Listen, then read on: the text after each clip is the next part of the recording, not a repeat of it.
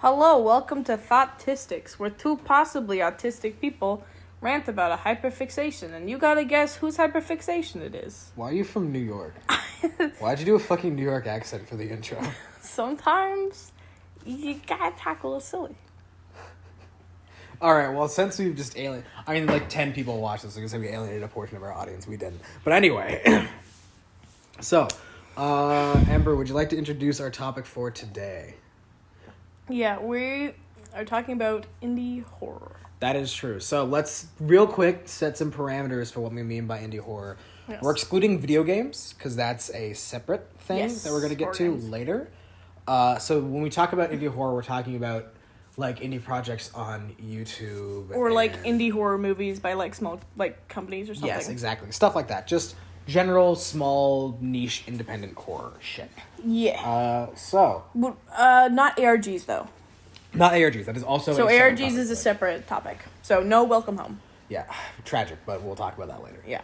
All right. So let's just jump right into it with what we normally go for. What's your favorite piece of, like, indie horror media? Don't Hug Me, I'm Scared. Don't Hug Me, I'm Scared? It's not really indie anymore because it got a TV show, but I would still call it indie because even, like, I would even say the TV show is still, like, it's like picked up by a big channel or whatever, but, like, it's still an independent piece of horror. yeah, it's to me it's because it has such a low budget, such a small cast and crew, but it is done so brilliantly. Like, the props are amazing, the puppets are great, the sets are great, the story's fun, the songs are, like, catchy. It's just all around. I think it's like, what is it? Objectively, I think it's one of the best. Yeah, that's 100%. So it's my favorite, but it's also objectively one of the best series. That's 100% fair. I agree. I think it is objectively one of the best horror series. In case you people haven't noticed, we're drinking right now. It's Canadian Thanksgiving, so we're drinking vodka and cranberry juice. If it's not clear that we're slightly inebriated, but anyway, Slightly. I figured I'd get that just out there right off the bat. If anyone's confused why we're the way that we are right now, We're celebrating. You mean how we are always? Anyway, but yes, What's your favorite? My favorite. That's really hard. There's so many just great pieces of horror on the internet. If I were to say my favorite, because I think that Don't Hug Me, I'm Scared is probably the best. Mm. My favorite, I might have to go Marble Hornets. Ooh, that's a good one. I haven't seen the whole thing. You've never seen the whole thing? I've seen, like, half of it, but it's so fucking 100. long. I'd recommend to watch the whole thing. Would not recommend watching the movie, though. They made a movie. Oh, yeah, I heard of that. It's not great. It's not great. It just didn't work in, like, long form, you know? But I would recommend watching the whole series, because it still holds up. Like, even to... that's, like, what, 9 years, 10 years old now? Like, that's an old-ass series. I've seen half of it. I know roughly what happens. It's definitely... I would say it's not one of the best, but it's one of the most influential. That easily. That's what I was going to say, because that's why... Because Slender Man shaped kind of how... Slender Man shaped internet horror. Yeah. Slender Man is, like, the cornerstone of internet horror.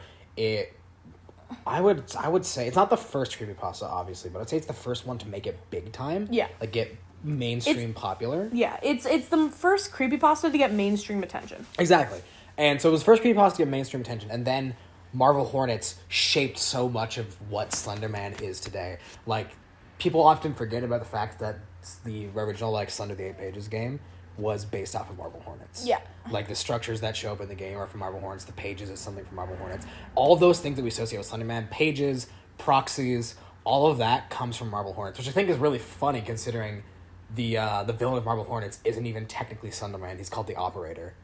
Because they could not legally use the name Slenderman. Yeah. So they changed it to the Operator. But it, like, shaped what Slenderman became and what Slenderman is. Yeah. And then they made a really shit movie about him. Yeah. I watched that movie back when I was 17 and still scared of everything horror related. That movie didn't scare me. Yeah, it's not scary.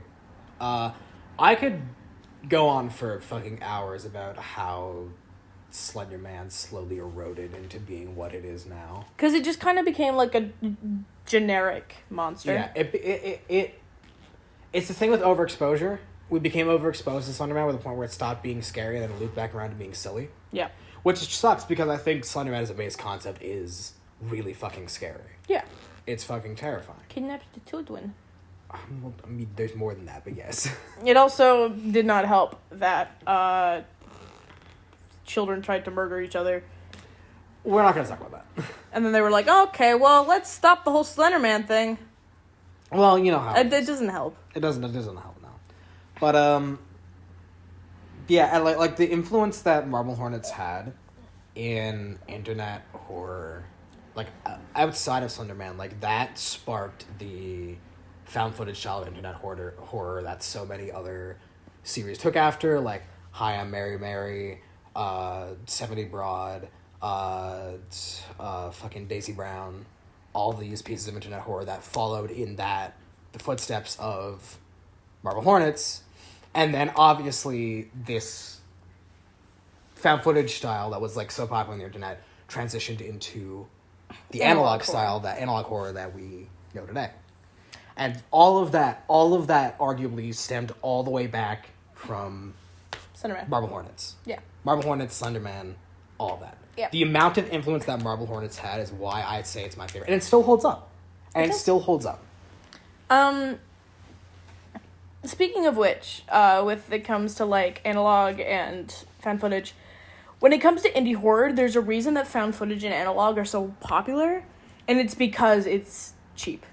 It is easy. You do not need a large amount of people. One person, like, Kane Pixels made the entirety of the Backroom series, which was a found footage series, by himself. Yeah, exactly.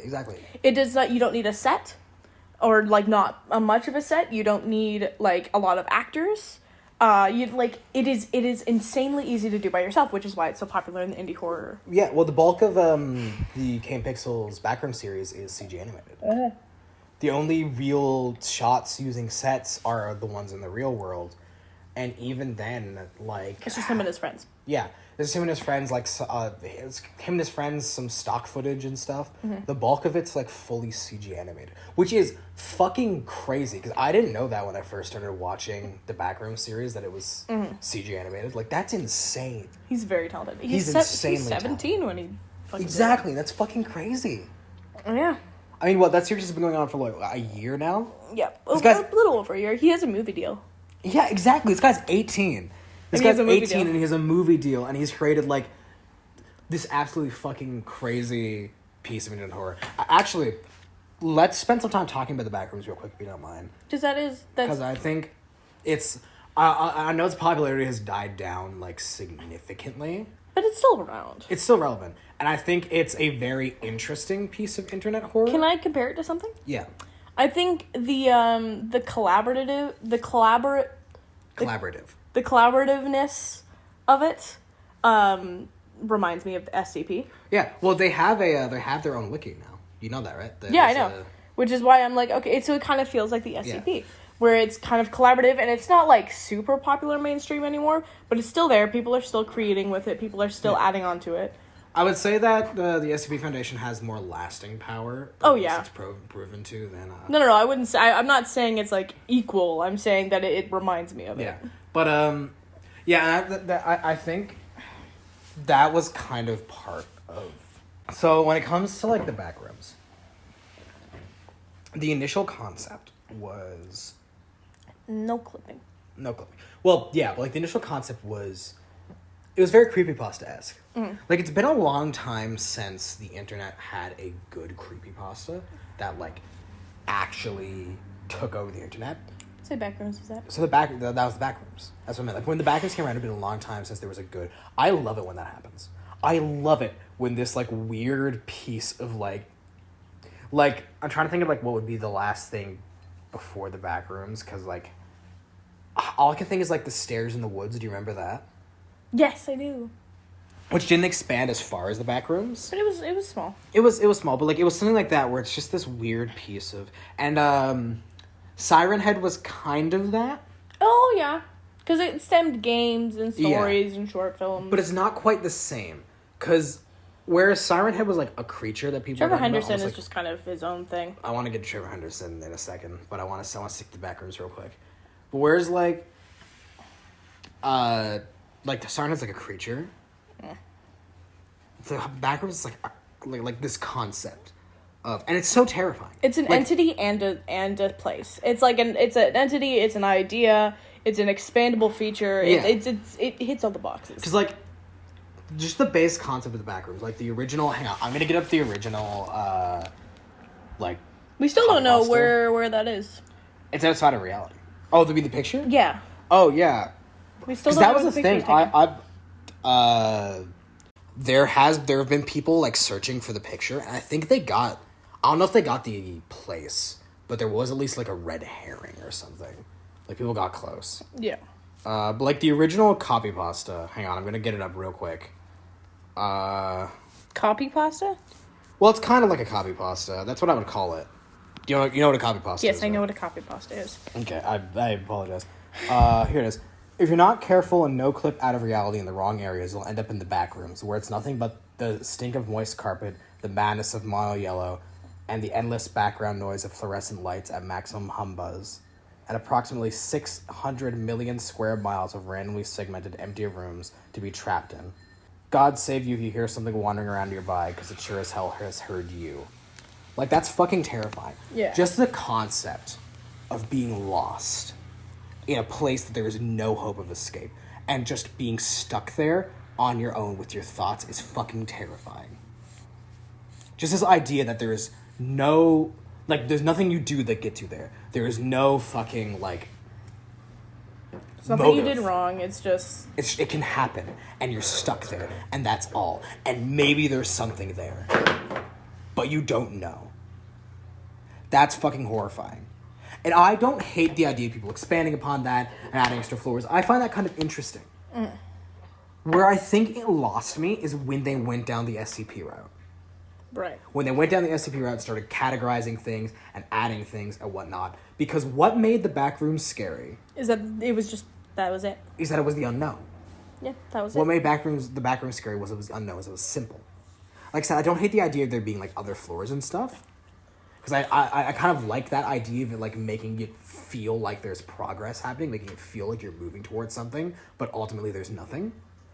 There's still no hope of escape. It's just, like, an illusion of progress. I like that. But once it was like, okay, here's all the monsters, here's how you solve them, here's every way to get out of this floor, here's where the floors lead you, it tore that away.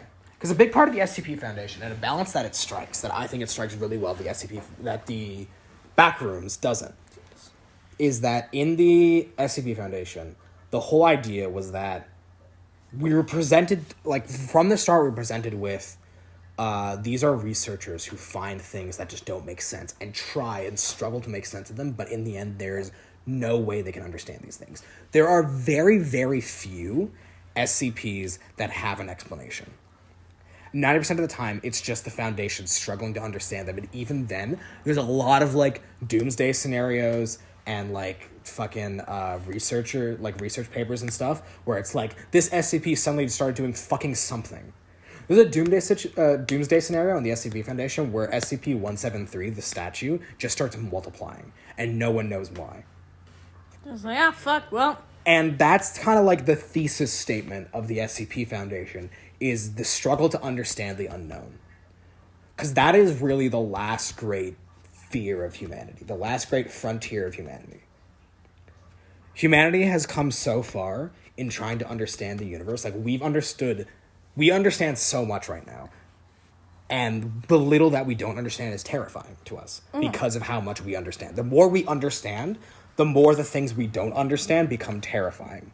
And that's what the SCP Foundation uses. Because these are things we could never hope to understand. That's not the Backrooms MO. The Backrooms MO is that... Well, it's kind of the Backrooms MO. Because the Backrooms MO, like I said, it's the unknown. But, whereas with the SCP Foundation, the more SCPs we gain, it seems like this building pile of things we just don't understand. And then you realize you don't understand anything. Yeah. In the case of the Backrooms, it's one thing. Like, really, the Backrooms is the one thing that's just getting expanded upon. So the more that it's getting added to, the more it feels like we understand the unknown, because it's the more we understand the Backrooms. The SCP Foundation is many things with little information. The Backrooms is one thing with a lot of information. I want to make an SCP. You can. Where it's Anyone just can do that. silly little thing. You have to like put in the whole. We can change gears to the SCP Foundation. But yeah, with the SCP, that's one of the things I think is beautiful about the SCP Foundation is that like, you can just fucking do. You can make an SCP. You have to like do a whole, like put in your whole resume basically and do a whole like, what's the word? Documentation? No, like where they train you how to do stuff. Oh, orientation? Orientation, yeah. They have like an whole orientation thing, but like you can just become an SCP author. I thought about it a few times. I just don't have like... I want to make something that is so small and does pretty much nothing and doesn't matter. Oh my fucking god. Like the rock that makes you procrastinate? It's like a phone that, for some reason, doesn't have... Like every time you go in to put in a phone number, one number from the phone number is missing.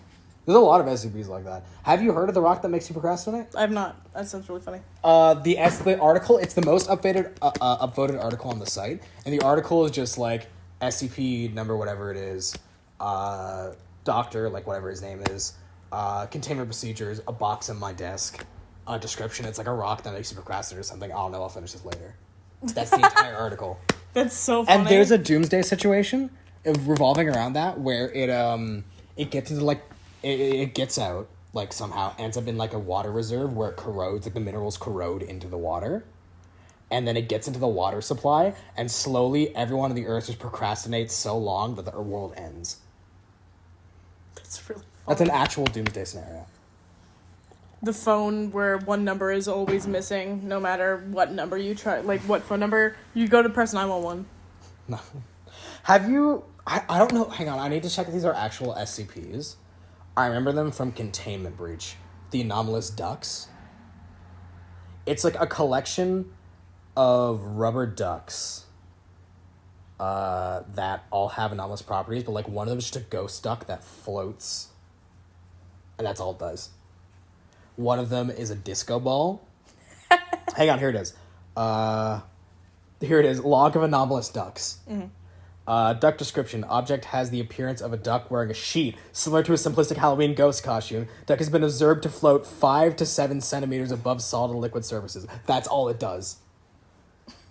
Notes, attempts to weigh this object down result in duck phasing through solid materials. Status stored. Duck description. Object is a tricolored rubber duck with the coloration and scent of a popular Halloween candy. Subjects in close proximity to the duck express a strong desire to taste it. That's all the duck does. The list of anomalous ducks is so fucking funny. I love the ones that don't really do any harm. They're just kind of annoying or silly. That's the thing with like the SCP Foundation is, I know we're talking about this in the horror situation because it's often associated with horror stuff. The SCP Foundation, by virtue of it being a collaborative writing project with so many people working Isn't on just it, horror. It's not just horror. There are funny SCPs, there are tragic SCPs. We like one time I spent like an hour reading through the temporary reflections, like the gender switching lake SCP, and like we fucking cried over it. That's such like a genuinely heartfelt SCP. The I can't remember the number. The vase that drains your blood is another like really really heart-wrenching SCP. The fucking oh my god, the trans homestuck satellite. Yep. The trans homestuck satellite is such a genuinely heartfelt, heart-wrenching SCP. And, like... I want to make an SCP that just makes bigots not bigoted. That could be interesting. That could be genuinely funny. But, like, that's the thing. Like, there's just genuinely funny SCPs, like the Moon Wizard. The Moon Wizard is one of my favorite SCPs, period. I fucking love the Moon Wizard. But, like, the Moon Wizard, the toaster you can only talk about in the first person, the fucking, It's like how to get rid of the gays 101, and then the person opens the book, and then they are immediately struck with love for the gays. Yeah. Hang on, I was trying to think of another. There's another SCP like right on the tip of my fucking tongue. Well, the ducks, the anomalous ducks. Like, there's so many just genuinely really funny SCPs and heartfelt SCPs, like mixed among the genuinely scary ones. Is why I think that SCP Containment Breach is a horror comedy game. Fair enough. There's so much funny shit in SCP We're Containment not talking Breach. about games. I know we're not talking about games, but we're on the SCP Foundation, so I feel like I have to mention Containment Breach. No. Okay, fine. I'll get to that later. You know what I will mention, though? It's not horror, it's much more comedy, but have you ever watched Confinement? The SCP series? It's on YouTube. I wouldn't recommend it. I would, if you asked me like a year ago if I would recommend Confinement, I would recommend Confinement. Now, would not recommend Confinement. It was a really good series, right? It had like, Is it an animated series? Yeah. Okay, I might actually know it's the guy, like the main character is the guy who has regenerative immortality where he dies and a version of himself pops up next to him. Oh, I don't know. Okay. I remember watching an SCP thing about Garfield. We're not even going to worry about that. I'm not going to touch that one. No, have you heard of that? No, I want to finish talking about Confinement first, if that's okay. Hold that thought. But Confinement, right? There were 7 episodes, and it was really good. So the whole shtick was that the main character, he's not a real SCP, but his whole thing was that he was a D class who... I mean, it's not horror, but I'm going to talk about it here anyway. But he's a D class who has a regenerative immortality, where if he dies, a clone of himself will appear next to him with all of his memories and feelings and stuff. So he'll basically just come back, right? And it was really good. It was really funny. Because most of the episodes were just him interacting with various SCPs. Like the first episode, he was sent to talk to the Shakespearean cannibal and stuff like that. But like, as it went on, it got genuinely like really heartfelt. Like there was one episode where he went to talk to, I can't remember what the SCP is, but it's an iceberg, where inside of it is like an Inuit lady who like carbon dates from being like thousands of years ago, but she has no fingers, and like ancient whales circle around the iceberg, and he goes in like to like talk to her, and they have a whole like really heartfelt conversation where she explains her backstory and stuff. But like, and like they start getting really interesting lore. There's one video, all the videos are deleted now, so I don't know if I can find the title of it, but it was basically like a video that went in and explained his name is Connor's backstory. And it was like so cryptic and interesting and really fucking freaky. And it was so good. And then episode 8 happened, right? So they're like, okay, we're going to make an 8th episode. It took like a long time to make, right? Yes. So they were building up to this episode. And then they released, I don't think they released the full episode. I think it was just a teaser. And I'm not shitting you when I say it was just softcore porn. It was literally just softcore porn. And it was like bad. As in like, it basically just consisted of Connor, like, stumbling into non-consensual situations for like 10 minutes. Everyone was like, what the fuck is going on? And the creator caught so much flack that they took all the Patreon money, deleted all the videos, and ran. And it sucked balls, because it was such a good series. Like, there was genuinely a lot of great ideas, and it seemed like there was so much genuine passion behind it. And then they were made porn and left. Anyway, sorry, SCP Garfield, yeah. So basically it's this, like, Garfield, where, like, if you, taint the image of Garfield, he comes to find you and kills you. Is that a real SCP? Yeah. Oh, fuck, I've heard of that. No, I have heard of that. The story is that he went after Bill Murray after Bill Murray acted in the live-action movie, because people hated the movie so much, so he tried to kill Bill Murray. Yeah. And then I've heard of that. So the SCP Foundation lured the giant Garfield into a trap with lasagna. That's fucking hilarious. And then caught him. And he almost killed Bill Murray. But yeah, SCP Garfield. I feel like I've definitely seen that because I'm not proud of this. I frequent the I'm Sorry John subreddit, and I'm pretty sure I've seen someone make art regarding that. But I've definitely heard of the SCP Garfield before. So if you slander Garfield's name publicly, so the guy who made that video essay that we were talking, that you showed me, that's a different probably died via Garfield. Oh fuck yeah! It's fucking what's his name? Eye Patch Wolf. God damn it. He was attacked by SCP Garfield. He made a video about Roman Reigns like a few months ago. That's just Garfield posing. Just Garfield. Yeah, sorry. Room of Swords. That's what we were talking about. So have you haven't read Room of Swords? It was one of the few webtoons that I like religiously read, right? And I'm not gonna like break down the whole plot, but like the gist basically was these characters from different points in time who were trapped in this place called the Room of Swords, right? Yeah. So the whole shtick is that they're trying to escape the Room of Swords. At the very end, they escape the Room of Swords, right? And the main antagonist, he's called the Cockroach King, tries to like drag the main character back, but he's able to escape. And at the very end of like that season, right? Because you know like the format of webtoons where you're scrolling like vertically, right?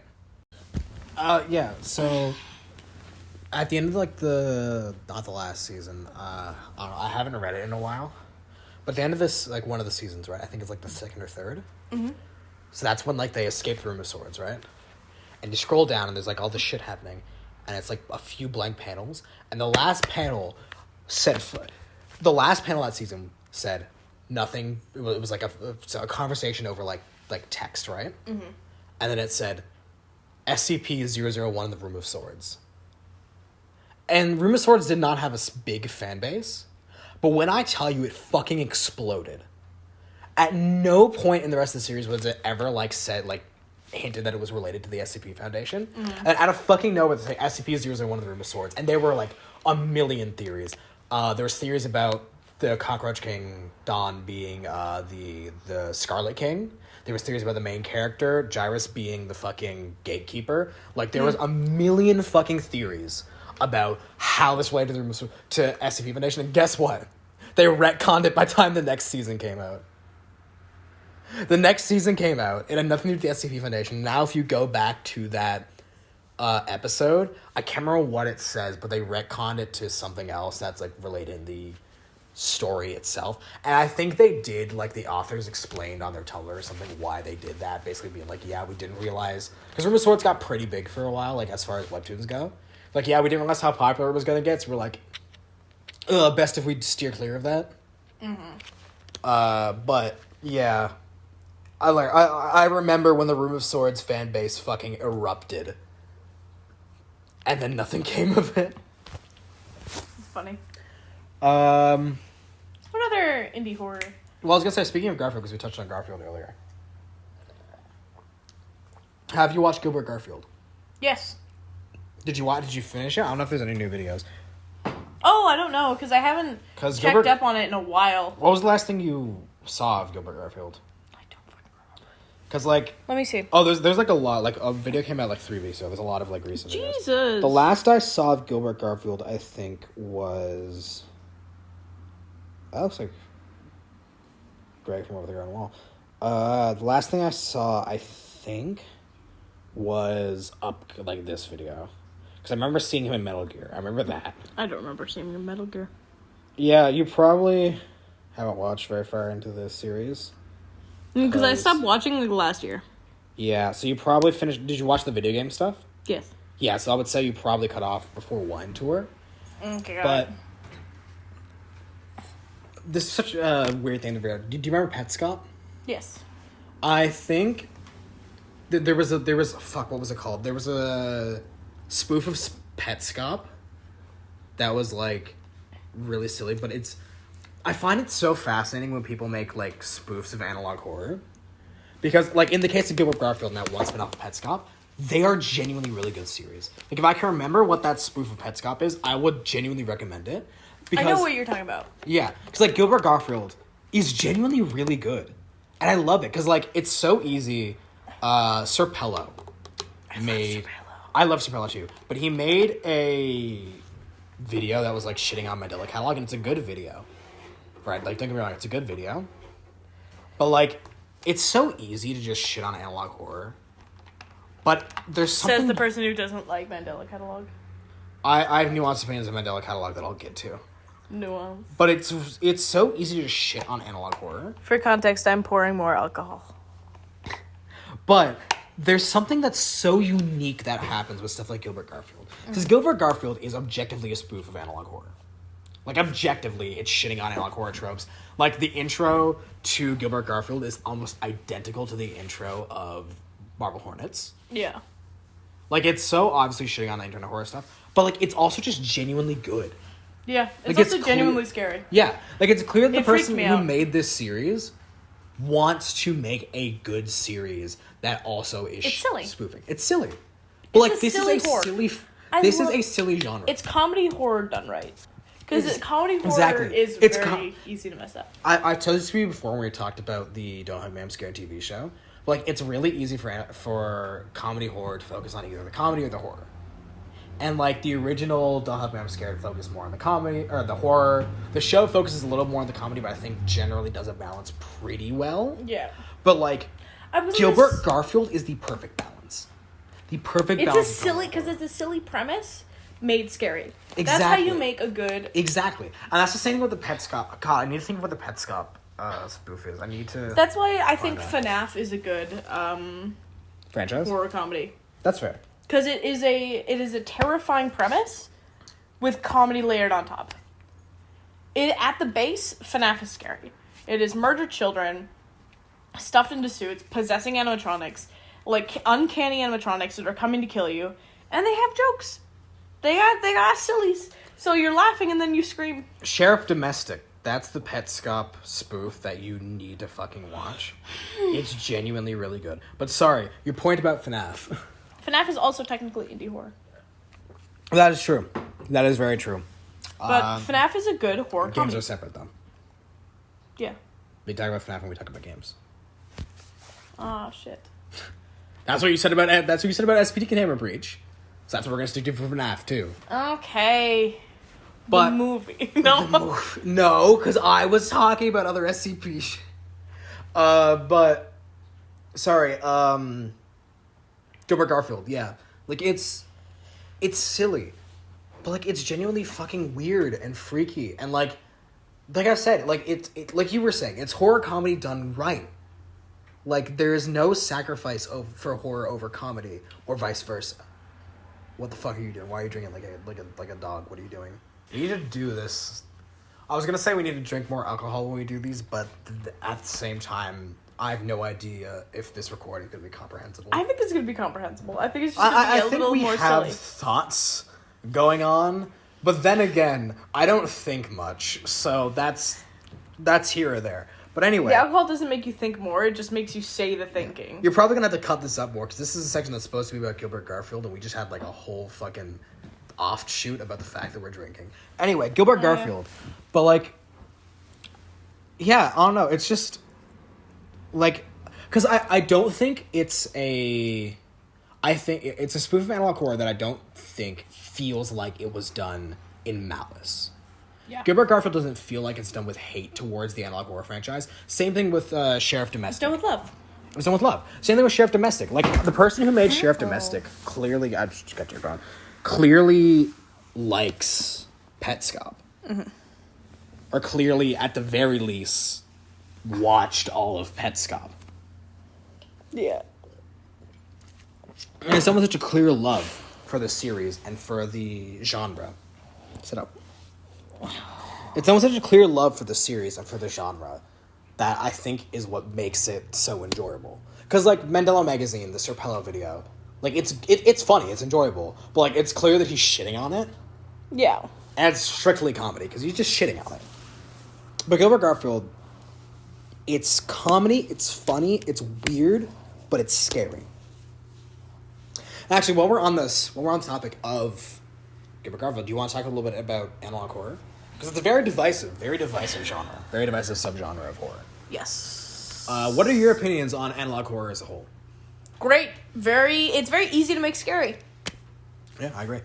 I think it is, in the past couple of years, it's, gone above and beyond. Yeah. My dishwasher's done. In the past couple of years, it's really, like, risen above. But I think it is genuinely one of the easiest to make scary. Yeah. You just took the rest of the vodka. There was only, like, the little tiny dribble left in the bottle.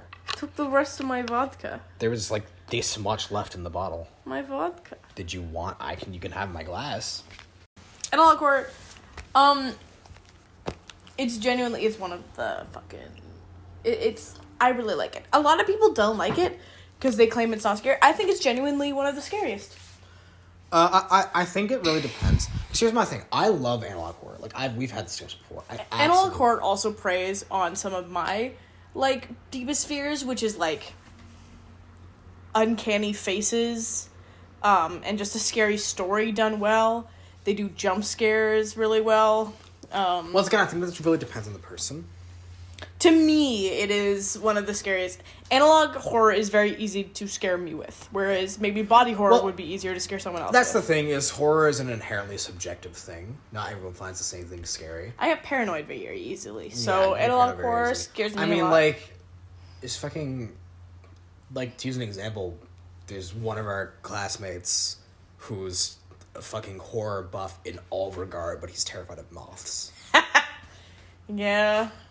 Like, and not to say, like, I'm not saying there's anything against him, but I'm using that as an example of how horror is inherently subjective. He is not scared of anything except for moths. He is, like, this man has balls of steel, but he's scared of moths. And that's what I mean when I say horror is entirely a subjective thing, because what scares one person, it won't scare anyone else. But when in the case of analog horror, I think it's brilliant. I think as a concept, analog horror is brilliant, because here's the thing, old things are always scary.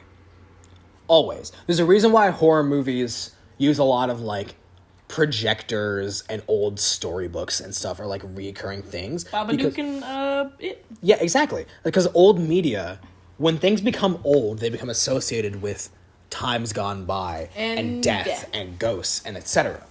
And so in the modern era, taking analog media, the old TVs and VHS and cassettes and stuff like that, is brilliant to scare the modern day. And I think analog horror is a brilliant genre because of that. Scare the youngsters. I think pussy kids. The internet being what it is, and how fast things spread, and how quickly things develop, I think it leads quickly to tropes. Because analog horror, it's a new genre. Analog horror is a new genre. It's only been around for, like, 2 years, maybe, tops. Hang on, when was Local... Maybe 3 years. When did Local 58 come back? Local 58 is, like, the OG. Also, I'm just very scared of, like, things that are, like, claim that they're true. Yeah, that's because I get paranoid very easily. It's like favorite. The scariest part of Mandela Catalog to me is the fucking puppet face in the dark that goes, "He's somewhere in your house." Because that feels like an old, like, Sesame Street. Yeah, and because it is, and it fucking scares me, and I don't like it. I undersold it. Look, Local 58 came out 5 years ago. Okay. But still, that's still new. That's new so for a whole genre. It's like this decade. Yeah, for a whole genre, 5 years is recent. And it's very quickly fell into tropes. Very quickly it's developed tropes and stereotypes and stuff that stick with it. Because... Dash cam footage. Everything is built off of... because of how the internet works. And all of course, like a subgenre of a subgenre. Yeah, everything's... it's a subgenre of found footage. But everything's based off of everything else.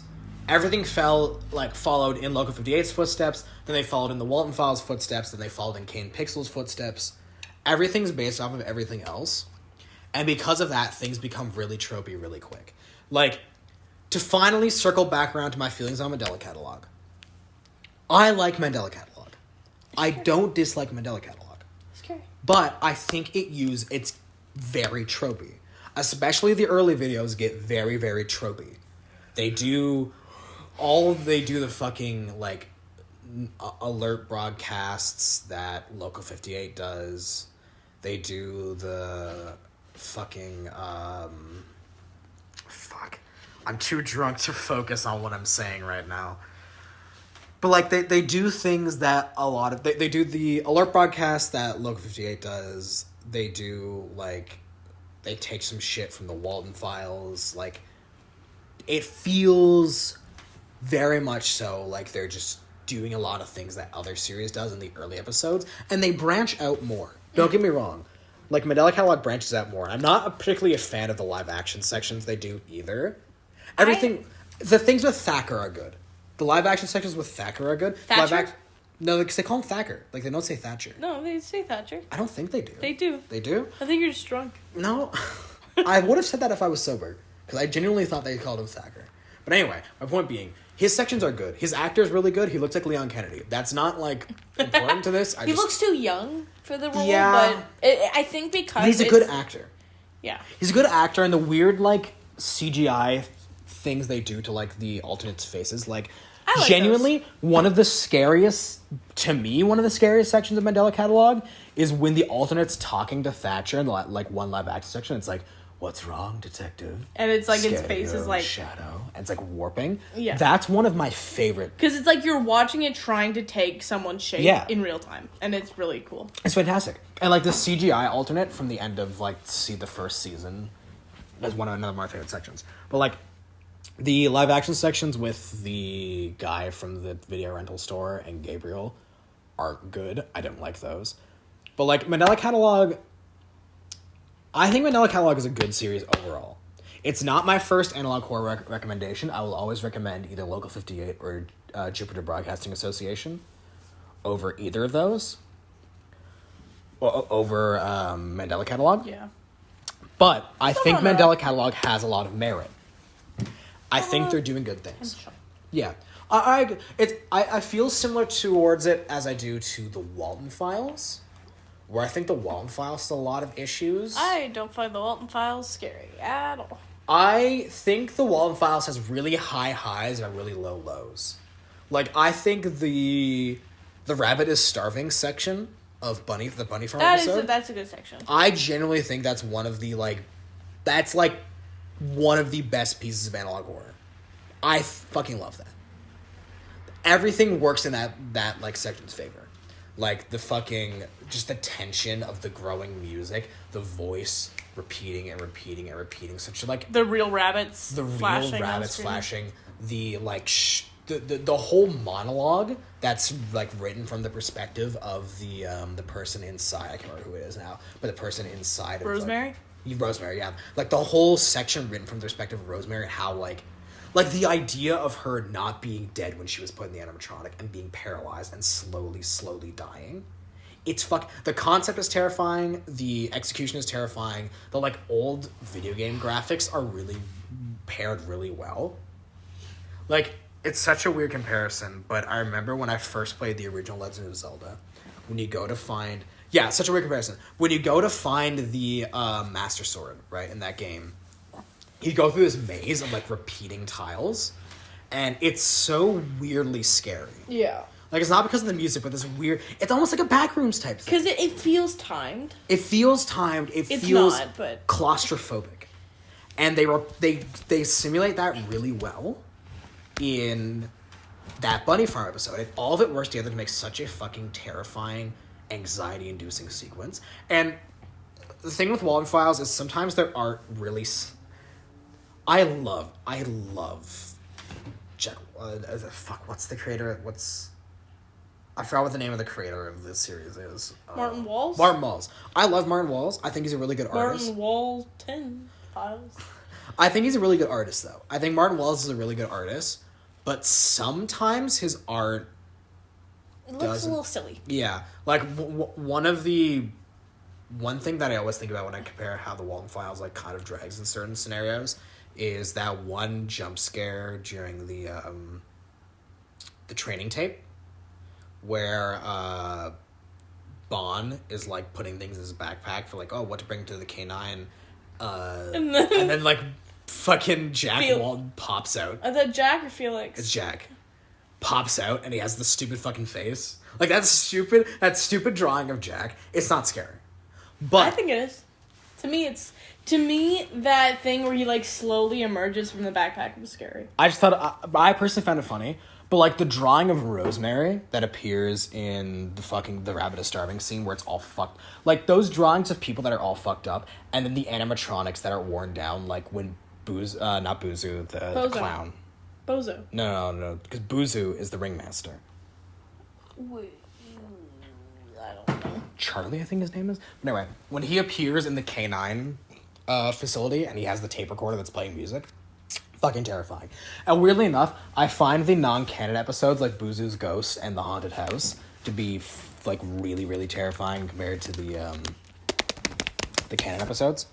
But overall, I like the Walton Files. Well, like I said, I feel similar to the Walton Files, like as I do with Mandela Catalog. I'm not a huge fan of the Walton Files. That's fair. Simply because it feels like too much like FNAF. That's fair. One thing I like about the Walton Files is just I feel like compared to a lot of other analog horrors, like a lot of analog horrors kind of phone it in, especially recent ones. Just kind of like, oh, it's an easy way to scare people and get popular. Like fucking Urban Spook. Urban Spook is just this guy being like, very easy way. I'm gonna talk about Urban Spook in a second, but maybe let's not talk about him because I feel like he's just like, that's less of like, oh, we're talking about the series and more we're talking about the person. No, I want to talk about the series. If that's okay. Mm-hmm. Are you okay with me doing that? Sure. But I'll get back in a second. My point being is the Walton Files Doesn't feel like... it feels like there's so much heart behind the Walton Files. And that's the thing that I feel about Mandela Catalog. I genuinely feel there's passion behind Mandela Catalog. And it comes out in, like, there's certain sections where it really comes out. Even, like, I know it's meme to shit, but the original section of Mandela Catalog in one of the first episodes, I don't think it's the first. It might be the first. With Caesar and Mark. There's so much clear passion in that. I watched a video essay about the scariest line ever written. Yes, I was going to talk about that. Because it's true. Who have I been praying to all this time? It's genuinely frightening. Religious horror needs to be used more. Oh, 100%. Because I mean, we just watched Greylock, which, like, in the first episode, which is fantastic, by the way. If anyone listening, if one of the 10 people who listen to this video have never watched Greylock before, fucking watch Greylock. It's so good. The art is so good in that series. Watch it over fucking Urban Spook, because I feel like they like hit similar demographics of fucked up paintings. But Greylock actually has a purpose. Greylock has a purpose and a story to tell. Exactly. And passion. Exactly. And a budget. Exactly. Watch Greylock, but like that's the kind of like in the first episode they use a sermon to establish things, and it works so well. I mean, and like religious horror is something that traces like so far back. Like the roots of horror as a genre are so locked in religion. Dante's Inferno. Kinda, yeah. I mean, like, kind of. I was gonna say more Dracula, but like, yeah, demons. Well, like, cause, I mean, like, fucking. We live in a society that is rooted on Christianity. Yes. And so a lot Western society. Yeah, of course. Like, we live in Canada. We live in Canada. We are in a society that is rooted in Christianity. Yes. And a lot of our fears that have been ingrained to us societally, like things like ghosts and demons and vampires and shit, stem from basically like infinitely multi-generational religious trauma. Yeah. That's you got it there. And it's something that is, there is such, I mean, the fear of God is something that's like referred to so often in the Bible. And because of that, I mean, obviously it's very easy to be scared of things that are more powerful than us. That's natural, to be scared of things that are more powerful than us. But because of that, because like it's so easy to be scared of things that are more powerful than us, and because Christianity and most religions are all about like a higher power that we should be fearful of, it's so easy to translate that into horror. I mean, look at Mandela Catalog. We were just talking about Mandela Catalog. The whole shtick of Mandela Catalog is that Satan tricks everyone into worshiping him over Jesus. Yeah. And it's so easy, especially for people that have like grown up religious. The idea preying on that fear of God and that fear of Satan that's been instilled in us as children. It's so effective. Mm-hmm. Done well. It's not happened a lot because it's considered blasphemy. Yeah. Which is why it's not done a lot. I mean, would you consider something like Mandela Catalog to be blasphemy? Because this villain is, I mean, he's disguised as Gabriel, but it's Satan. I would consider it blasphemy. That's fair. Not in like a bad way. I don't give a shit about blasphemy, but it probably would be. I mean, Yeah, I I mean, like, I would you're right. consider it blasphemy, but I don't care if it's blasphemy. Hang on, let's pause. I have to go to the bathroom. Where do we leave off? What was I saying? I don't know. I'm still drinking. Fuck. Hang on, let's come back to the recording a little bit. So you can pick up my train Nope. of thought. What do you mean? I was talking about horror and religion, and how they thus intersect. But yeah, because it's just it's an easy thing to awaken in a lot of the Western audience. Yeah. An easy thing to pry on. Because it's so ingrained societally into people to be scared of things like God and demons and etc. And then so much of what we can, like, stereotypical monsters that we find scary, like vampires and ghosts, and to an extent things like zombies, all stem from religious fear. Mm-hmm. So it's so easy, and the concept. One of the earliest horror concepts is man playing God and that biting us in the ass. One of the earliest concepts in horror is that. And so Frankenstein. Exactly, that's what I'm talking about. And so much of modern horror follows that structure. It's such an easy, I don't say that in a bad way. I don't say easy in a bad way. But it's such like an ingrained concept to us of like playing God and living to see the consequences. That's Jurassic Park. Jurassic Park. Fucking Yeah. God, what's that movie where the couple makes like biologically engineered monster? Oh, Splice. The Shape of Water, which is a weird horror romance thing. I don't think that's horror. I would say that's more like... But like... thriller. And even when we talk about like indie horror, so much of it is that. Greylock. We just watched Greylock. That's the plot of Greylock. I mean to grab your toes. It's okay. Like, that's what Greylock is about. Yeah. People playing God. The American government playing God. There are, like, parts of monument mythos that center around the government doing tomfuckery and living to see the consequences. Fucking, Petscop is kind of, like, there's a little bit of that in Petscop, too. Little bit. Tiny bit. In Petscop. I mean, fucking Five Nights at Freddy's has a lot of that in it. William Afton, little old Willie Afton. Like, that concept permeates modern horror so heavily. Again, obviously we're not talking about horror games right now, but even, like, so many horror games, fucking Resident Evil is about that. Even fucking, like, Dying Light has some of that. Like, fucking BioShock, so much of that permeates modern horror. It's such an easy concept. Vita Carnis. Kinda. Vita Carnis. Like, so much of that permeates modern horror. And that religious fear of some great... Like, cosmic horror is a big...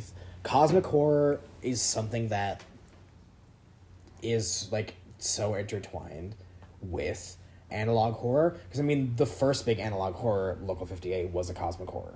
Yeah. And it permeates a lot of... Jupiter Broadcasting Association is cosmic horror. To an extent, you could even say that Vita Carnis... What?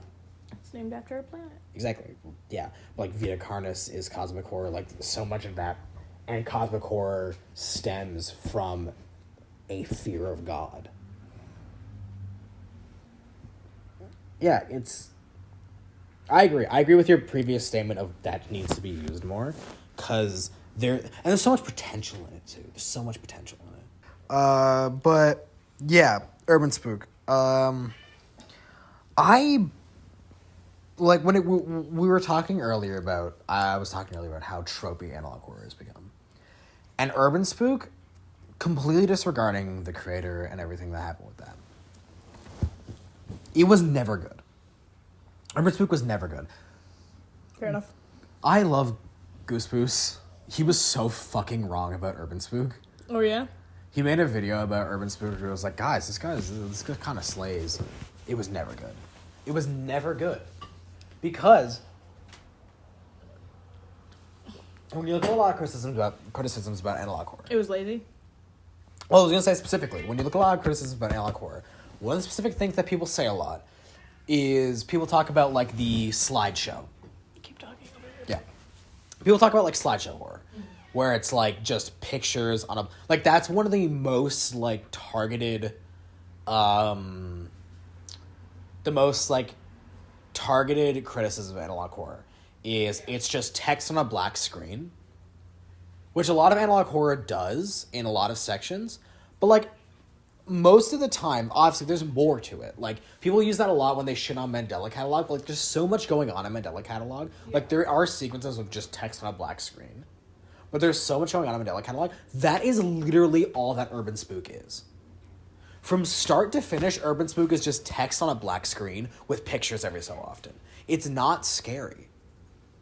And it's like the horror comes from the idea, but the idea isn't even like particularly like frightening. Like, yeah, it's fucked up. It's chicken, eat it. But it's not that particularly frightening. It's not that scary. It's just, it's so dumb. Urban Spook is just so dumb. And the fact that people were like genuinely for a while, because like it's one of those things where it's like once something becomes unpopular, or like it becomes like once a creator gets exposed for shit, people immediately turn on and be like, oh, like it always sucked and it was always awful. There was a time when people were hailing Urban Spook as being like fantastic. Like there was it always had its detractors like myself, but there was a point in time where people were like, yeah, this is really good. And then once the guy got fucking exposed, then people were like, oh, never mind, Urban Spook always sucked and it was awful. But like, no, people flipped the script so quickly after Urban Spook. People liked it. People liked Urban Spook. It sucks balls. Yeah. It always has. Fair enough. What do you think, like, what singular piece of media on the internet, like, terrified you most? Ooh. On the internet? Like, not what is the best piece of horror, but what scared you most? Oh, the fucking... A Funny. Which is a TF2 animation. Oh, the TF2 FMS animation. Yeah. It's so stupid. It scared me so bad as a kid. I don't know why. A funny joke. No, I said a British accent. It's not British, but like... Funny joke. You're funny. Yeah, it was the thing of you're listening to dead people laugh that fucking terrified me. The canned laugh. Yeah. Yeah. That terrified me as a child. It's a weird thing. It's definitely like a weird thing to think about. That concept terrified me as a child. There's some others. I tried to avoid horror stuff as a kid because I knew how easily scared I was. Yeah. So a lot of the scary stuff that scared me as a kid was like not horror related. Yeah, that's fair. I was just a generally scared child. Creepypastas really freaked me out a lot as a kid. Like Momo. Momo? I never found Momo creepy. It just sounded kind of weird. Because I didn't know about Momo until my mother told me about it. That's fair, yeah. Because basically, what my mother was doing, anything that had to do with, like, anything slightly satanic. So, like, Charlie. Oh, fucking Charlie, yeah. Because here's the thing, I grew up Christian. My mother, we listened to Christian radio stations. They had an announcement on the Christian radio station warning parents to keep their children away from the Charlie trend. Oh, shit. So my mother, like, sat us down and was like, okay, don't do this. So when I saw kids in my class doing the Charlie challenge, I literally stole their pencils so they couldn't do it. And I had a fucking meltdown because I thought they were welcoming demons into my church. I think I did that a few times as a kid. The Charlie challenge? Yeah. Or, like, defended people against? No, the Charlie challenge. I think I did that. But I honestly forgot about it until you mentioned it just now. Because I was so terrified of it.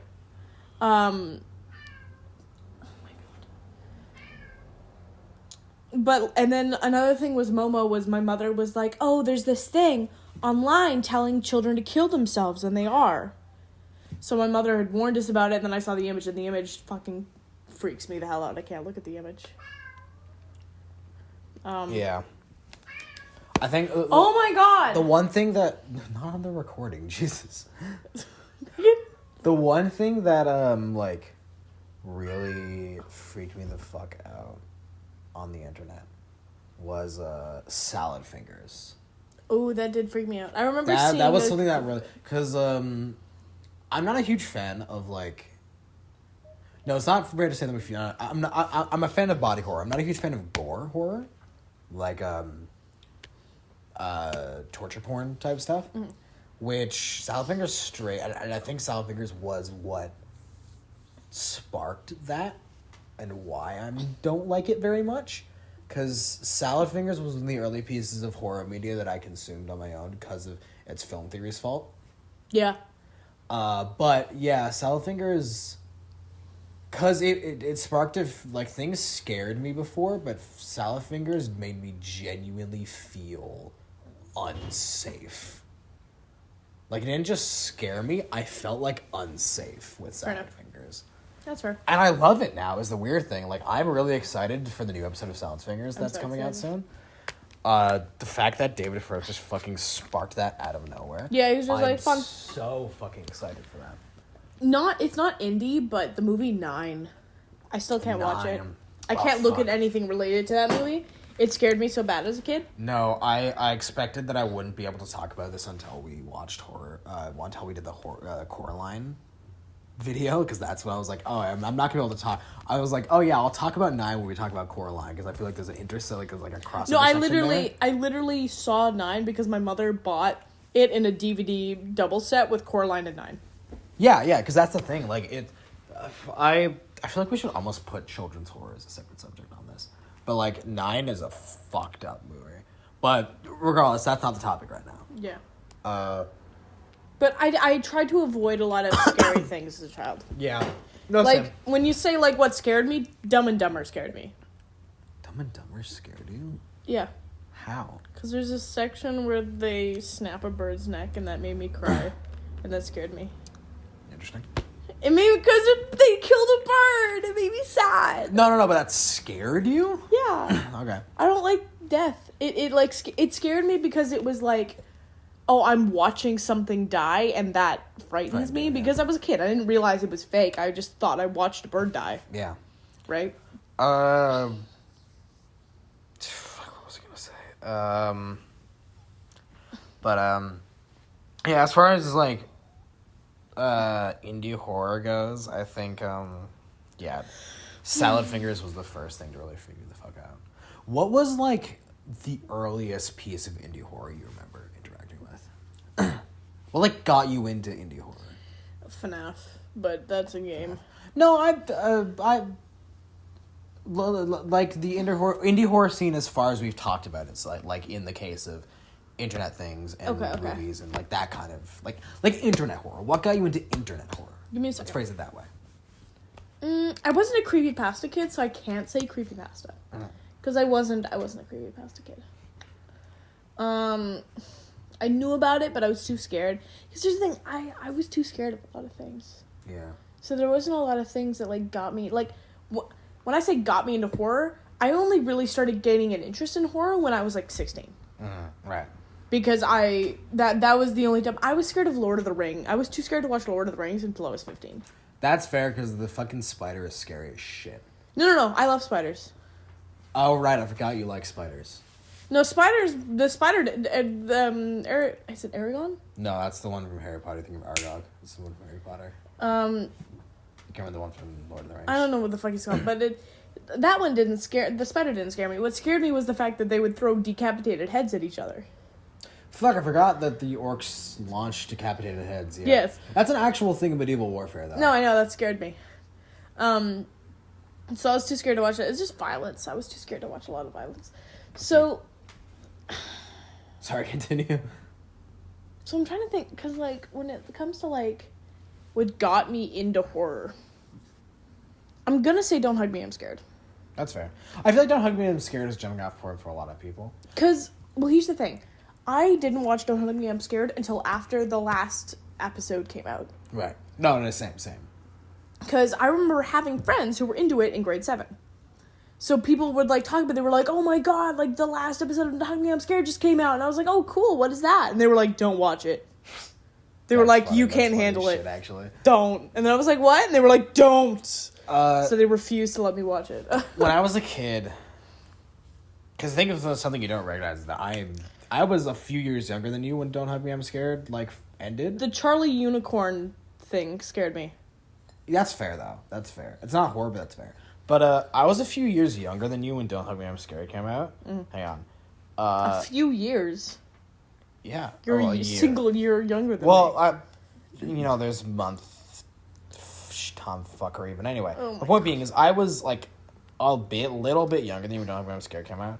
And one of my brother's friends had a shirt. I want to see if I can find that specific shirt. Had a Don't Hug Me, I'm Scared t-shirt. Did the t-shirt scare you? Yeah, I didn't know what Don't Hug Me, I'm Scared was, but I saw his t-shirt, and it freaked the fuck out of me. And I could not be around him when he wore this t-shirt. For me, it was the duck being eaten that scared me the most. That's fair. That's entirely fair. That's what freaked me out the most, that I was like, oh... Try to see if I can find my t-shirt. I'm gonna say, like, as a kid, but, like, it was when I was, like, 14. Yeah, that's fair. I was, like, 13. 14. I was, like... Yeah, but I was, like, somewhere around, like, 13, 12-ish when... Yeah. Don't Hug Me, I'm Scared ended. And I was, like, fucking terrified of this shirt. I was in grade 7, so you were still in elementary school. Yeah, exactly. So this shirt, like, scared the shit out of me. And I could not be around him. Like, I used to tag along, being a younger sibling, because I used to take along with my brother a lot. And I could not be around his friend when he had the shirt. I couldn't look at him. I want to see the shirt now. I don't know. Are you describing it good enough in the search ball? I just looked at Don't Hug Me, I'm Scared shirt. I think it might be. Describe it in the search because it ball. had the 3 of the main characters. And I'm pretty sure, if I remember correctly, it was after, like, at the end of the first episode when they're all fucked up when they're eating, like, the organs and stuff. But it might have been this, where they're, like, melting, the shirt where they're melting. It might have been that. I don't think it was, though. I think it was when they were, fucked up. They aren't fucked up in the first episode. No, I remember at the end of the first episode when they, like, go crazy and, like, it zooms out and they get, like, the full body puppets where it's, like, full body costumes. Yeah. That's what I think it was on the shirt. Then look up full body costumes. I don't know. I don't think that'll work. First episode. Look up shirt first episode. First episode. But, like, I don't know if I'll find it. God, I might need to, like, try. My brother would never remember that. But, it was something like that. It's a specific memory to you. Yeah, I don't think it was this one. No, because these are the modern puppets. Yeah. Because the original one had, like... Yellow guy looked kind of fucked up in the original. He looked fucked up in the original. But yeah, like, I have such a vivid memory of the fact that I could not go near him when he was wearing this shirt. I'll see if I can, like, get that from my brother. There's no way he remembers, though. But, yeah. But, like, what got me into internet horror, I wasn't really a creepypasta kid. I knew a lot of creepypasta kids, so I was a creepypasta kid by proxy. Proxy? Whoa, proxy. But it's interesting, because I was going to talk about Slenderman, because Slenderman was, like, kind of my first foray into internet horror stuff. I was wrong. It was Slenderman. Yeah. But yeah, I feel like that's the case for a lot of people. It was Slenderman, Don't Hug Me, I'm Scared. Generation. Huh? I feel like a lot of people in a generation, like, that's could be said for a lot of them, that Slenderman was their first, like, foray into internet horror. Because I was, like I said, I was a creepypasta kid by proxy in the sense that I knew about things like Slenderman and Jeff the Killer. And I remember one of the first creepypastas I heard in full detail was the Pokemon Silver one. Lost Silver. Lost Silver was one of the first, I think, the first creepypasta. I remember. I was told, because I knew this guy, and he was the most fucked up kid. I can't remember his name. I think it was Hayden. I might be wrong. But this guy was a Logan. Fucked. What? For me, it was a Logan, like a fucked up kid we knew. Yeah, it's a fucked up name. I knew a Logan too, and that kid was a freak. I know a Logan, and he is a freak of nature in a good way. Logan, if you're watching this, he's a freak of nature in the sense that he is so insanely jacked. I watched at one time 2 people carrying him by his arms and his legs. He crunched midair, slammed both of them together, and ran. Because it was during a game of, like, Man Tiger, basically. They were carrying him by his arms and his legs. He crunched midair and slammed both of them together. It was fucking terrifying. But anyway, the point being, that's not the point. But this kid I knew, right? He, I think it was, I might be wrong. I might be mixing him up with someone else. But he was, like, from, like, fucking grade school. Like, I knew him in grade 3, and he was fucked up. And not in grade 3, sometime a little bit after, he had, like, a Batman hyperfixation, and that's why I became friends with him. But he also quickly got, like, fixated on horror, and we talk about it a lot, and I knew jack shit about horror because I was this pussy-ass kid. But he had relayed literally the entire Lost Silver creepypasta to me, like, from a heart. Nice. And that was the first creepy... Because I knew about Slenderman, I knew about Jeff the Killer, but I didn't know their creepypastas. He was also the person introducing to FNAF. Like, long before I ever got into FNAF, he talked about it with me and explained, like, things to me. So, like, for example, when I was first told about the 8-bit minigame of, like, William Afton getting crushed in the swing locks, he explained it to me, so I didn't know it was 8-bit at the time, and for a long time I thought it was, like, a fully rendered cutscene. Oof. But anyway, he explained to me the Lost Silver creepypasta, like, from heart. And so that's why I have so many details of Lost Silver, like, memorized, because of how formative that memory was for me, and the fact that he, like, from heart, beat for beat, explained Lost Silver to me. I remember what got me into horror. Yeah. Like, my first, like, creepypasta that I read. Yeah. Or, like, the first, like, horror thing that I actually got into was Lavender Town. Oh, fuck. I think this explains a lot about me as a person. When I was a kid and I first heard of the Lavender Town creepypasta, I listened to, like, 5 versions of Lavender Town to see if it worked. Like, all the way through. You tried to kill yourself? In a soft way, yes. A scientific method way. A scientific method way. It was less about me trying to kill myself and more about me being like, I need to experiment with this. And so I listened to, like, 4 or 5 different versions of Lost Silver to just see if they worked. Did you just drink? Or not Lost Silver. Lavender Town. I'm just looking to see it. No, not even close. Thanks. But I listened to, like, 4 or 5 different versions of Lavender Town to see if they actually worked. Because I heard about the creepypasta and I was like, oh, fuck, sorry. There's a lot of cranberries left. But I heard about the creepypasta and I was like, okay, well, now I need to see if this works.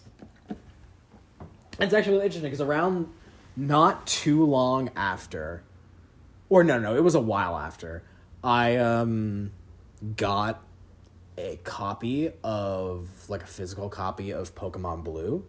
And I was like, okay, fantastic, I can go there myself. It wasn't a Japanese copy, though. It was, like, an English copy. I was like, child me was like, great, I'll just go there myself and see if I want to kill myself. Did you? I've yet to. Well, just because you haven't doesn't mean you didn't want to. Well, yeah, but, like, I didn't overwhelmingly decide, okay, I need to jump off of a building right now. Fair enough. But yeah, because that freaked me out as a kid because I thought it was true. I feel like people, not to act as though I'm some sort of, like, fucking internet ancient guru or anything, but I think people in the modern day tend to underestimate how believable things like Lavender Town and Ben Drowned were. 2 kids. 2 kids. I mean, like, I wasn't even in that era of kids who first, like, I was just after that. But, like, to someone like my brother, who's a few years older than me, like, in a time where fact-checking things like that was hard as shit, and it was written so realistically.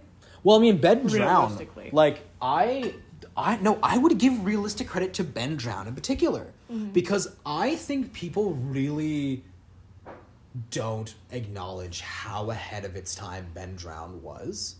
Ben Drowned had footage. Ben Drowned was a whole ARG, and we're going to talk about that when we have an ARG episode planned in the future. But, like, from a strictly internet horror standpoint, Ben Drowned was so well structured. Ben Drown was so ahead of its time. From strictly a storytelling and horror standpoint on the internet, Ben Drown was so ahead of its time. And I would give it a believability card for that. Because they had footage to go with it. Uh-huh. They made a whole Ben Drown ROM hack to provide footage to go with their creepypasta. And it was such like I know the stereotype of buying an unmarked game from a garage sale is like such a heavy stereotype. But it wasn't world then. of creepypasta, but then it wasn't. And so hearing a story of like, yeah, I bought this, and like people want to be. I think people forget about the original Ben Drown story is that the person who created it, like at the start of the story at least, because the story went on for a lot. Like also another thing people don't recognize is how long the Ben Drown story went on for. It went on for a long time. But like the bulk of the start of the Ben Drown story, the person's like, yeah, I don't think this is a ghost. I think it's just a weird fucked up cartridge. It's not until way later on that like some paranormal activity shit starts happening. They're like, okay, it's a ghost. Yeah. But like, so it's believable because he starts out with going, yeah. Like Ben Drown sparked the format for gaming creepypastas. But it did so in a way that made it so genuinely believable. Sonic EXE as well. Have you read the original Sonic.exe in a while? No. It doesn't age well. No, I know it doesn't, but that's what got me into it. Oh, God, okay, I thought you meant, like, giving it believability cards. I was gonna say, Sonic.exe did not fucking age well. No, it didn't at all. But getting you into... Yeah, okay, that's fair. There was also a Warrior Cats creepypasta. There was? Yeah. What was a Warrior Cats creepypasta? It was, like, a hidden game on the Warrior Cats website, where when you went to, play it, no matter what you did, Firestar would die with hyper-realistic animation from That's Scourge. always fucking hyper-realistic. Yeah. Because the thing is, Ben Drown sparked gaming creepypastas. Sonic.exe put the fucking nail in the coffin. Sonic.exe did irreparable damage to every... I mean, here's the thing. The original Sonic.exe was kind of a shitpost. Yeah. Like, the creator even admitted that was kind of a shitpost, if I remember correctly.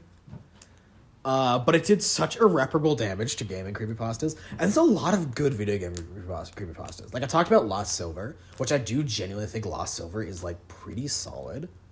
As far as creepypasta goes, because, like, here's the thing, creepypastas, there's a certain bar. There's a certain cutoff point where it's like, okay, all creepypastas reach a point. But, like, Lost Silver is pretty solid. Buried Alive, as far as I remember, do you remember Buried Alive? It was another Pokemon creepypasta where it was, like, a hidden boss at the top of, the Tower of Lavender Town. I forgot what it's called. But it was, like, a half-buried corpse who would fight you. And all of his Pokemon were, like, the ghost hands. Because there's an NPC who talks about seeing a white hand on your shoulder. Oh, yeah. What the fuck? Is there ever been discussed why the fuck there's a random ghost lady in one of the Pokemon games that just never appears again? I'll get to that. I need to finish my thought. Okay. But, like, Buried Alive would, so, like, it fought you with the ghost hands, and then if you lost to it, you'd get an animation of it dragging you into its grave. And that was the whole thing with Buried Alive. And it's a pretty generic, like, video game creepypasta, but it wasn't bad. Like, it was fine. They didn't do the whole hyper-realistic blood and whatever thing. Like, it was relatively solid. Mm-hmm. And that's the thing with, like there are good video game creepypastas. But Sonic.exe just did such irreparable damage. Or, fuck, what was that, because there was a ROM hack to go with it, where, like, a Mario one where Luigi burns in fucking lava at the end of it or whatever. I can't remember. Any, like, creepypasta people who are listening to this will understand will know what I'm talking about. Mm. But, like, it was another one of, like, the creator being like, oh, yeah, it wasn't, like, haunted or anything. It was just a weird fucking game that some fucked up person made. Which I think are the best ways to do. Pale Luna. Have you ever read Pale Luna? It's a creepypasta. I don't know if anyone ever made an actual game out of it, but it's a creepypasta about this guy who plays a point in, like, a text adventure game. Mm. And it, like, directs the directions in the game lead him to an actual body. Mm. And it was, like, it reminds me a lot of Candle Cove, if you remember that creepypasta. Mm-hmm. It's, like, fucking classic. Candle Cove is great. I do know that one. Like, that's, like, the same vibes. And, stop doing jug whistling. Not in the middle of a recording. We're doing something. I'm taking this away from you. No. I don't mean to be rude, but we're doing something. But, like, it reminds a lot of Kendall Cove. Like, it's done that same era of creepypasta, if you know what I'm talking about. Mm-hmm. And, it's really good. I would recommend that one. But that's, like, another good video game. It's not, like, based off of a pre-existing video game, but, like... Okay? Yeah. But, like, that's, same vibe. I'll explain the Pokemon thing to you later, because I don't think that's a thing to talk about in this recording. Like, the Pokemon Ghost Girls. Well, that's still... I would still... No, that's game. Like I said, it's not really indie horror. And Pokemon is not an independent franchise. What do you mean? Nintendo's so indie. Because it's run by a single person. That's why we shouldn't pirate their games, guys. They're a struggling indie company. Don't refrain from updating your 3DS and then go to 3ds.hacks.guide and follow all the instructions so that you can download every single fucking I forgot what the name of that games library was. But Nintendo eShop? No, what? You definitely shouldn't go to the 3ds.hacks.guides though, so you can hack, so you can see a step-by-step process to hack your 3DS. As long as it hasn't been updated to the most recent version, do not update it to the most recent version before going to that website if you were to theoretically do that, which you shouldn't. Anyway. Blue Beetle. Blue Beetle's such a scary movie. What a scary independent movie. I'm terrified of Amy Reyes. Anyway, yeah.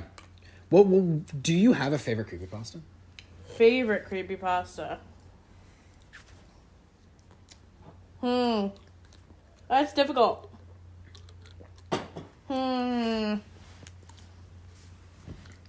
So fucking many. Yeah. Because part of me wants to be basic and go with, like, Slender Man, but then That's entirely based. Like, I would. I know, but there's a lot of good ones. I need to see a list of what qualifies as a creepypasta again. Yeah, let me just, like, Look up a list, because I'm really bad at remembering things on the spot. Look at, like, famous creepypasta. Oh, the old creep. Holy shit! I just got jump scared by the old creepypasta website. It's been forever since I've been here. Let me see. Like, do you remember this fucking logo? Oh my god, yeah. 1999 creepypasta, bedtime creepypasta, Ben Drowned. We talked about Candle Cove, Clockwork. I forgot about Clockwork. Dead Bart. Holy shit! That was like the first. Let me see the list. Hang on, let me scroll through the list. Eyeless Jack. Gateway to the Mind. I don't remember that one.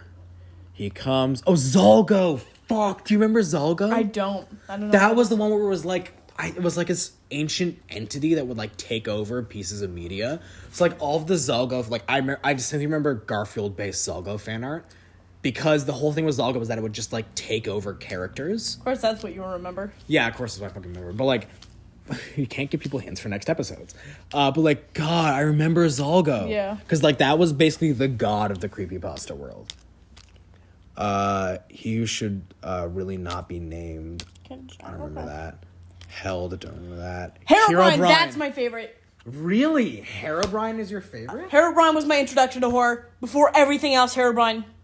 I watched so much Herobrine shit. That's really Oh my fucking god, Herobrine was... I love that shit. There was, like, this YouTube series, YouTube, and they would make, like, full episodes about people going about their daily lives in Minecraft and how their lives would be ruined by Herobrine. Right. And throughout the entire episode, you could see Herobrine lurking in the background, but because no one paid attention to it, he, like, it was very easy to miss.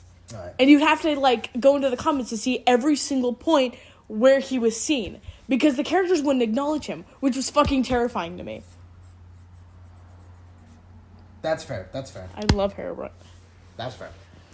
I think Herobrine never freaked me out that much, because Herobrine was just one of those things to me, even as a kid, that felt like this could just be a game mechanic. Like, Herobrine never... Because I think it's just because, like, no Herobrine stories, like, he jumps out of the computer and kills you. There's, like, he shows him what fucks up your Minecraft world. I know, but I really liked my Minecraft world. No, it's fair. But, like as a kid, like, me personally, as a kid, when I saw that, I was like, well, that's kind of annoying. Like, that felt more like... To me, that felt... Like this is a monster I need to fight and conquer. I remember as a kid, me and my friends planned to make, like, a team of people who would hunt down Herobrine. And we'd, like, make flyers and stuff for people to call us. And be like, we saw Herobrine in our world. Like, we'll be there right away. That's really funny. But, I remember Notch having to put out a statement that Herobrine was not, in fact, his dead brother. Well, they used to put that on all the Minecraft patches. They'd say patched out Herobrine until, like, 2019 when they stopped doing that. Yeah, they would say removed Herobrine. Yeah, he's not. He hasn't been removed this time. He's back. He's back. But yeah, I don't know. Herobrine just never scared me because it felt. I think it's because of the way that the Minecraft community adopted him. Because do you remember the I mean, you remember everyone remembers the Fallen Kingdom Minecraft parody, right? Mm-hmm. Do you remember the rest of the videos in that franchise? No. There was, like, a 4-part series. And the other 3 were original songs. Uh-huh. And the immediate next one, Take Back the Night. It was an original song. It was called Take Back the Night. But Herobrine was in the music video. Mm-hmm. And, like, the main character had to fight Herobrine and stuff. And I feel like, I'm pretty sure that was my first actual exposure to Herobrine. And the way people talked about, at least the way I remember people talking about Herobrine, was as though he was, like, less like a boogeyman that would, like, stalk your world and more like a villain of Minecraft, if that makes sense. Fair enough. It was less like a monster, more like a villain, which is why I think that the mentality I approached him with was like that. Like, oh, this is a villain that I need to fight. There was an animator called Egg Animations. Right. Where they would just animate little eggs getting into situations, and one of their series was one of their eggs getting transported to a Minecraft world, where they would team up with Steve, and then Steve gets kidnapped by Herobrine, Right. And then they stopped the series because the guy who voiced Steve died. Fuck. After he got kidnapped by Herobrine. Fuck. Yeah, so that freaked me out as a child, because they left it on a cliffhanger and never resolved it. Yeah. And I was like, wait. Herobrine fucking ruined it! I think one of my favorite creepypastas, for me, I think it's between the Russian sleep experiment and Abandoned by Disney. Mm-hmm. That's the one. The Abandoned by Disney series is really good.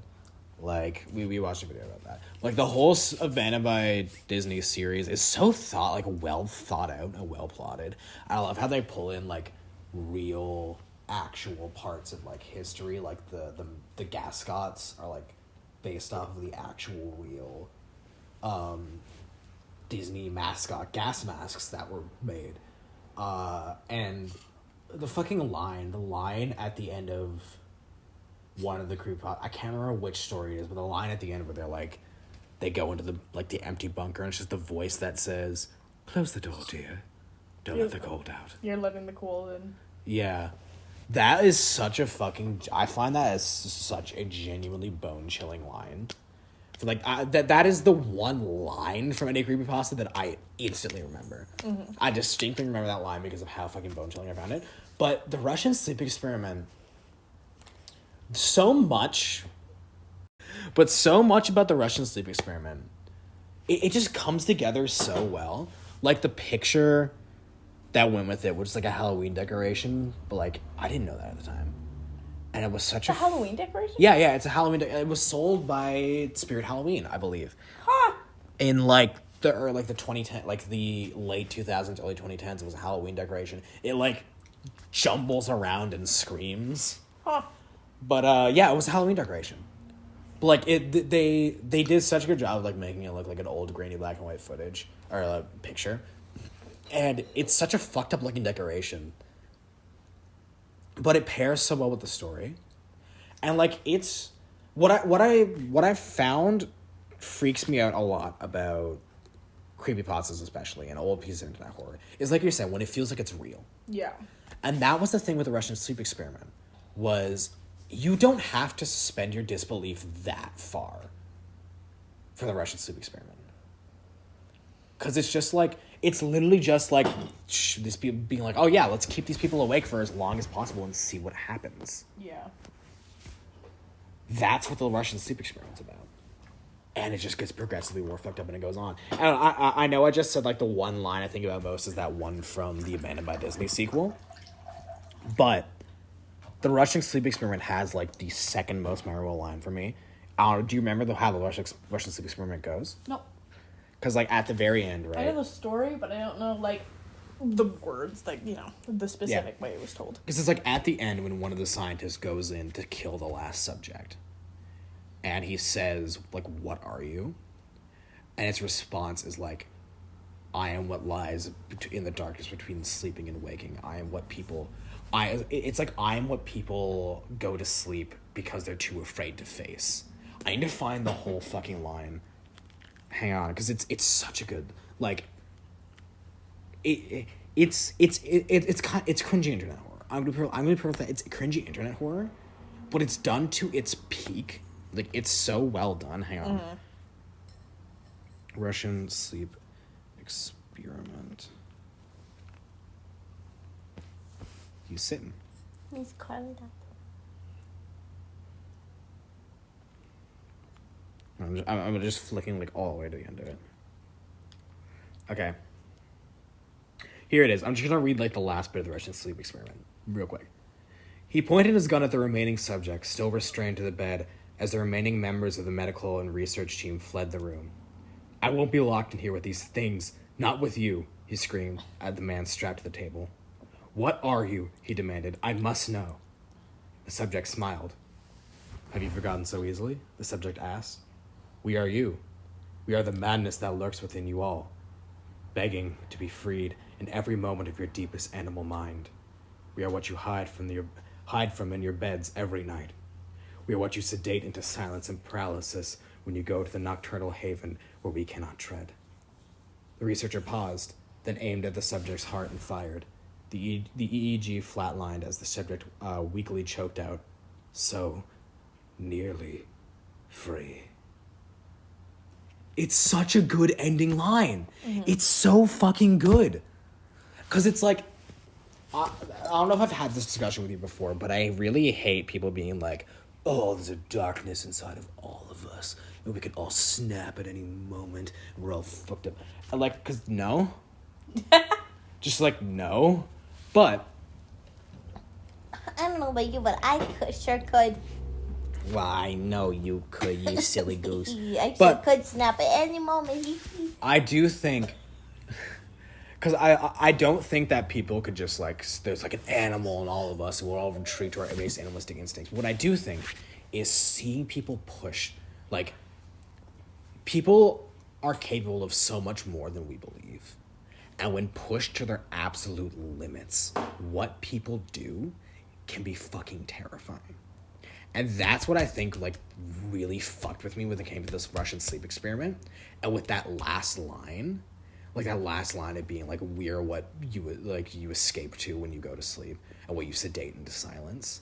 That idea of being, like, when you are pushed to your limits, you become something different, something below human, is fucking terrifying. Yeah. Anyway, yeah, that Russian sleep experiment or Abandoned by Disney are my...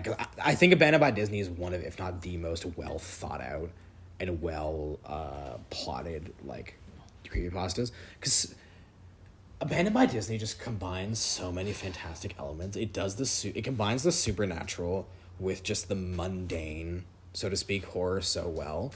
Like, there's so many just average things in Abandoned by Disney that are terrifying. Like, they talk about, like, Disney's fucked up policies a lot, because Disney does have some fucked up policies in their parks and stuff. But, like they bring up in one story where it's like, oh, yeah, Disney has a policy where if someone dies in costume, everyone has to just pretend, like, stay in character and pretend like everything's fine so they don't break the immersion. And it's like, it's not that hard of a stretch to think that Disney would have a policy like that. Like, it's not that... You don't have to suspend your disbelief far enough for that, but they combine it and like I said, they combine it with history, like the gas gods, and then combine that with these fucked up, like the photo negative Mickey and these fucked up. They combine fact with fiction. Exactly, and it blends together in such this like smooth It's like meld. when you put a frog in in a pot and you slowly boil it, like they don't realize. Exactly. So you suspend your disbelief a little bit, then you do some more, and then you do some more, and then before you know it, you're believing it. Exactly. That's exactly it. And I think that's what a lot of creepypastas in general, like, honestly, I think it's a great way to sum up creepypastas in general. I know you didn't do it on purpose, but I think you just genuinely, like, brought up the best analogy for creepypastas in general. Because the point of creepypastas is to make you believe them. I'm just so smart. The point of... Most this is such a perfect bookend, actually, to this recording. Because so much of internet horror thrives off of you thinking it's real. Indie horror in particular thrives off of you thinking it's real. From the Blair Witch, which that was the entire marketing of the Blair Witch, was that it was a real movie. This is a documentary of what happened. Mm-hmm. To the modern day of internet horror. Horror creators thrive off of you making think it's real. Whether or not they're, like, just trying to be believable, so to speak, with the Walton Files, where obviously it's not real, but they're trying to present it in a believable way. Or something like 70 Broad, which tried so hard to make you think it was real that the police got involved. Yeah. It thrives off of that idea of you being a frog. You being the frog in the pan and slowly accumulating to this is the reality that you're in. Yeah. And I think that's something that indie horror and internet horror does so well that, like, mainstream horror and these big media companies could never hope to replicate. Yep. I think if there is any takeaway from this recording, it's that internet horror and indie horror is so invaluable to the horror scene. Yeah. Because it does something that other types of horror just could never do. Because they don't know if it'll make money. Exactly. Whereas indie artists do not care if it makes money, they just want to create it. Exactly. And that's why it works so well. Exactly. Because it's just the creative flow. It's just the creative flow. It's just what people want to do. I've said a million times before that more than any other genre, horror thrives off of creativity because the same things just don't stay scary for long. Horror needs a constant inflow of inspiration and creativity to keep reinventing itself and keep being scary. And I think in the indie horror scene, you will not find any more creativity anywhere else in the artistic world than in independent horror developers. Yep. Whether it be movies, internet series, video games, whatever. The most creative and varied pieces of media you will ever find are found in independent horror. Yeah. Is there anything else you wanted to say? Anything else you want to talk about? I think that's pretty much it. I think we got it. I do too. All right. Whose hyperfixation was it? Whose hyperfixation was it? Well, I will say that obviously horror is me. I will flat out say that independent horror is something that has shaped me as a creator and me as a person so heavily in my life. And it's something that I don't think I will ever not be hyperfixated on. Yourself? Nope. Nope, not your hyperfixation? I love it, but it's not my hyperfixation. Okay, yeah. It is something that will drive me, but it's not something I'm, like, obsessed with to the point where I need to know everything. That's entirely fair. I think it depends on the series for me. Like you taught me a lot today. I'm glad. I love teaching people about things I love. Like I said, like it. As a whole, the concept of indie horror is something that I have been fixated on. But obviously, I don't know everything about indie horror. It depends on particular subjects. But like overall, yeah, like I said, it has shaped me so much as a creator and who I am as a person. It's insane because people who know me as a kid would never know me as a horror person because I was such a pussy bitch. Me too. But like, it is so much of who I am as a creator today. Like, I would not be the writer and actor that I am today if it wasn't for how indie horror has shaped me as a person. All right, should we spin the wheel for our next Let's subject? spin that the we will wheel. hopefully get to much sooner than we did this, because holy shit, how long has it been since we did this last? Listen, we've had a very busy time. We have, that's true. You want to spin it or do you want me? I'll spin it. Spin the wheel and give my wounds time to heal. DC! That's going to be an exciting episode. That will be very fun. All right, so our next episode of Thoughtistics will be about Detective Comics. So stay tuned for that recording. All right. Bye-bye. Bye-bye.